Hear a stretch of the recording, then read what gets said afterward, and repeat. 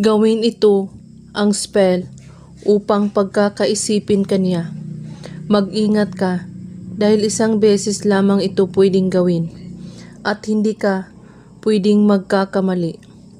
Kumuha ka ng maliit na papel at panulat. Hawakan ang papel gamit ang dalawa mong kamay at ipasa ang inyong enerhiya sa papel na para bang ipinapasa mo ang inyong aura pati na rin ang informasyon ng kanyang itsura.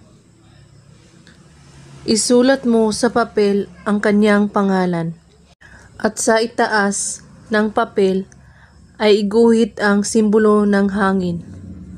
At pagkatapos, banggitin mo ang kanyang pangalan at sabihin mo, "Titindi ang pagmamahal mo sa akin. Ito ang aking alay upang ako ay inyong pagkakaibigin at pagkakaisipin."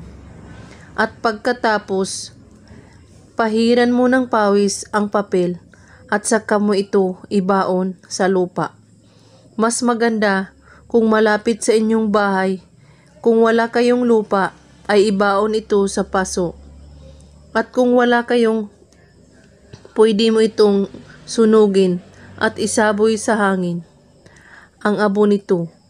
Gawin ito kahit anong oras at araw, basta't bago kayo matulog sa gabi. At kailangan, kapag gumawa kayo nito, buo ang inyong paniniwala at walang ibang iniisip at pagdududa. At kung may katanungan po kayo ay magko-comment lang po sa baba. Maraming salamat sa panonood. May God bless us all.